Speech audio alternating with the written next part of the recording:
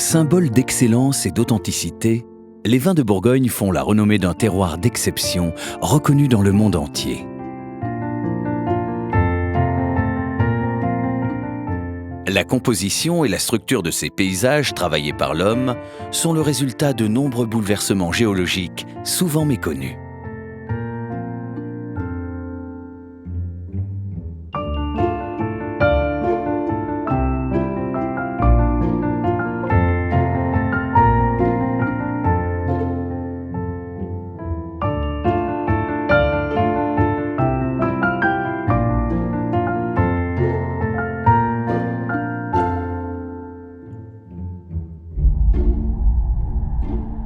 Ce sont les différentes étapes de cette évolution que nous vous invitons à découvrir à travers un voyage dans le temps qui débute il y a 200 millions d'années.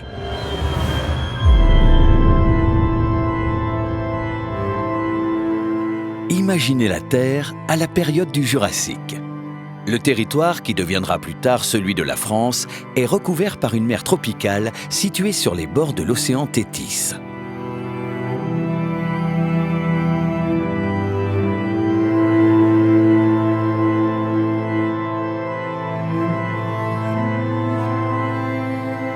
Les quelques reliefs qui émergent sont couverts d'une végétation de fougères et de conifères. Il n'y a pas encore d'herbes ni de fleurs. Les fonds marins regorgent de richesses. Lorsque la mer est peu profonde et que la luminosité est importante, la vie animale se développe abondamment. À travers les millénaires, des coraux, des coquillages et des lys de mer s'accumulent. Leurs squelettes vont se dégrader, formant ainsi plus tard des roches calcaires.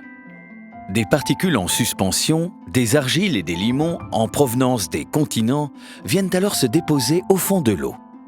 Les argiles vont se mélanger au calcaire pour former des roches sédimentaires appelées marnes. L'alternance des couches de marnes tendres et de calcaire dur, accumulées sur des centaines de mètres d'épaisseur, explique cette structure en millefeuille, à l'origine des sous-sols argilo-calcaires de Bourgogne.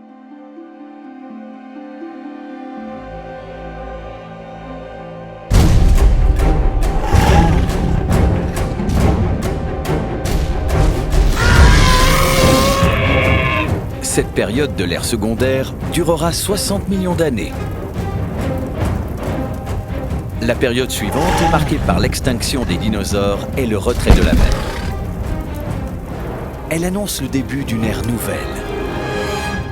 Dès le début du Crétacé, le continent africain change de cap et remonte vers le nord.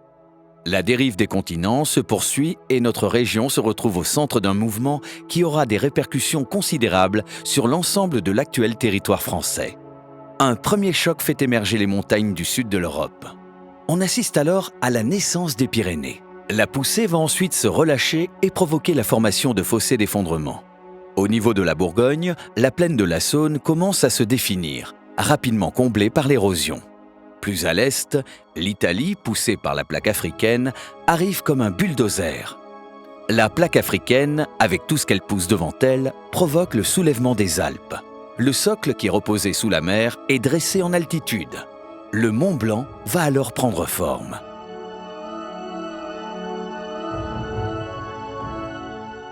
La violence du choc affecte par contre-coup l'ensemble du territoire de la France. D'abord, le Mâconnais, tout proche, où de très nombreuses failles ont créé des blocs basculant vers l'est et formant les reliefs de coteaux. 50 km plus au nord, les couches géologiques de la côte chalonnaise se fracturent et basculent également, mais selon deux orientations différentes, vers le Morvan dans la partie sud et vers la plaine de la Saône au nord.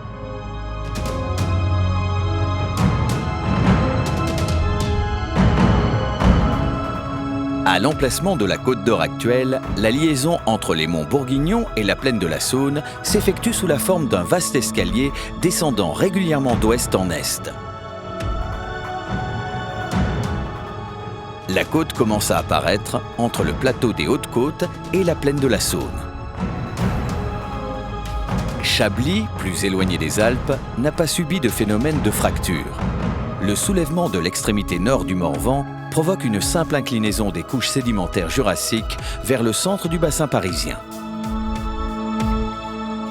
Les 5 régions viticoles de la Bourgogne ont été ainsi plus ou moins affectées par l'étirement et la poussée alpine. Ces rebords de failles ou ces talus au bord du bassin parisien seront autant de sites propices au développement du vignoble de Bourgogne quelques millions d'années plus tard. Au cours des 2 derniers millions d'années, l'ère quaternaire connaîtra une alternance de chocs thermiques. Entre froid long et profond et réchauffement climatique, il en résultera une stabilisation progressive du climat, mais aussi de nombreux phénomènes d'érosion. L'eau et surtout la glace sont à l'origine de l'érosion. L'eau s'infiltre dans les fissures de la roche et entraîne sa dislocation lorsque le gel survient. Au moment du dégel, les ruisseaux emportent les agrégats et les cailloux. 2 systèmes de formation de coteaux se distinguent. Le creusement des combes, comme ici sur la faille de la côte, où les produits de l'érosion au pied des coteaux portent également des vignobles, ou bien comme à Chablis, où les rivières creusent les couches sédimentaires superficielles de l'âge portlandien ou kiméridien, entraînant les matériaux issus de l'érosion hors de la zone viticole. C'est à l'issue de cette longue période que s'achève l'évolution du milieu naturel de la Bourgogne. Par son travail acharné, l'homme va y construire patiemment le théâtre d'une œuvre majeure, celle du terroir, celle des climats, ces petites parcelles parfaitement délimitées que les hommes ont modelées en un paysage unique. La construction des climats de Bourgogne s'est donc déroulée en 2 temps. Le temps de la nature, que nous venons de voir et qui aura duré 200 millions d'années, et celui de la société, qui durant 2000 ans verra se succéder Romains, Burgondes, communautés religieuses, seigneurs, ducs de Bourgogne, négociants éleveurs, vignerons, chacun apportant sa pierre à l'édifice pour construire ces climats désormais inscrits au patrimoine mondial de l'UNESCO.